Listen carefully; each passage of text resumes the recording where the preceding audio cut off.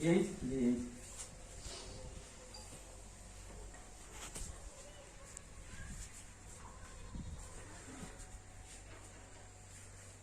आज हम लोग गुप्तकालीन गांव सवानों में पहुंचे हुए हैं। यहाँ बौद्ध की मूर्ति तारा नाम से जो गांव के लोग पूजा कर रहे हैं, और इसके बारे में विशेष जानकारी के लिए मैं इतिहासकार और पुरातत्वविद अंगद किशोर जी को साथ में लेकर आया हूँ।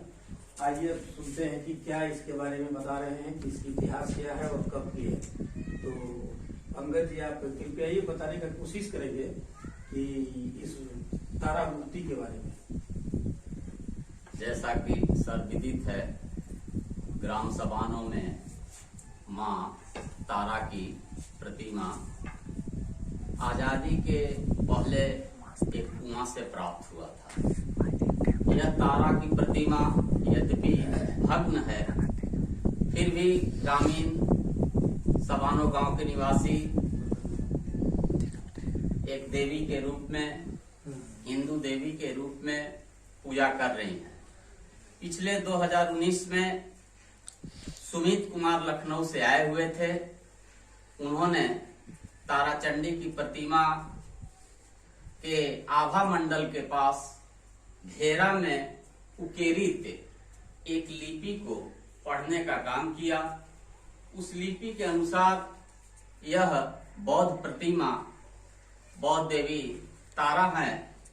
उस लिपि के अनुसार इसका कालखंड 9वीं शताब्दी है। इसे पता चलता है कि प्रारंभिक पाल कालीन यह मूर्ति आज से लगभग 1200 साल पहले से यहाँ स्थापित है।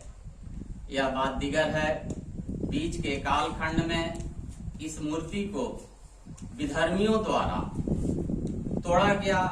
माँ के सिर को, एक स्तन को और दोनों हाथ को तोड़ करके एक कुएं में डाल दिया गया था। कुआं भी प्राचीन कालीन कुआं है, कोलरज्जी कुआं है।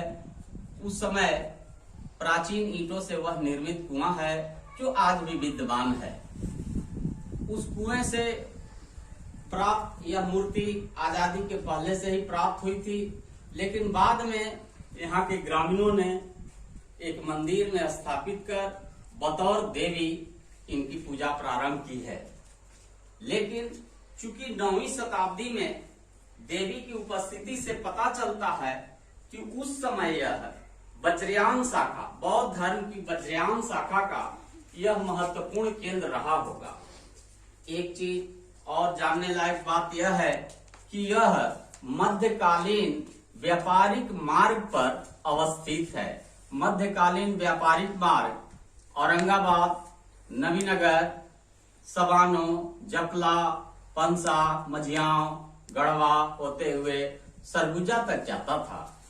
इस व्यापारिक मार्ग पर उस समय आवागमन हमेशा होता रहता था, तो निश्चित रूप से उस समय यह वज्रयान शाखा का यह एक यहाँ बहुत महत्वपूर्ण केंद्र रहा हो। एक चीज और हम आपसे जानना चाहते हैं कि जो अभी आप इतिहास के बारे में बताए, इस तरह के झारखंड में और कहीं भी मिले हैं जी, जिसकी आपकी जानकारी हो? बिल्कुल बिल्कुल। मैं चूंकि पूरे झारखंड में बौद्ध धर्म से जुड़े स्थलों का मैं खोज कर रहा हूँ, इसी सिलसिले में अभी हुसैनाबाद प्रखंड के अंतर्गत ही सजमन गांव में बुद्ध की प्रतिमा मिली है।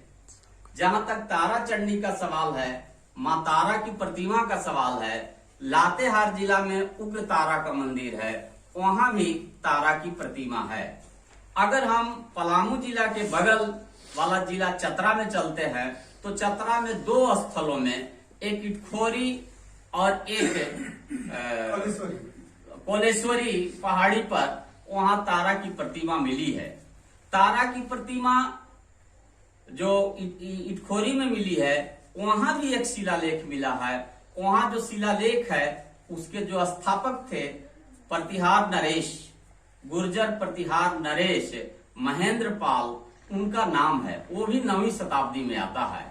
अभी हजारीबाग के बहोरनपुर में भी तारा चंडी की प्रतिमा मिली है, लेकिन विखंडित प्रतिमा मिली है। और इसके बाद इधर इस क्षेत्र में, झारखंड क्षेत्र में और कहीं तारा की प्रतिमा नहीं मिली है, लेकिन यहाँ से लगभग सासाराम के पास ताराचंडी एक मंदिर है, वहां भी शिलालेख मिले हैं। लेकिन इन सारे शिलालेखों को या सारे तारा चंडी मूर्तियों का जब मुआयना करते हैं, लेकिन तो सबसे प्राचीन जो तारा की प्रतिमा 9वीं शताब्दी का है वो सवानों की है।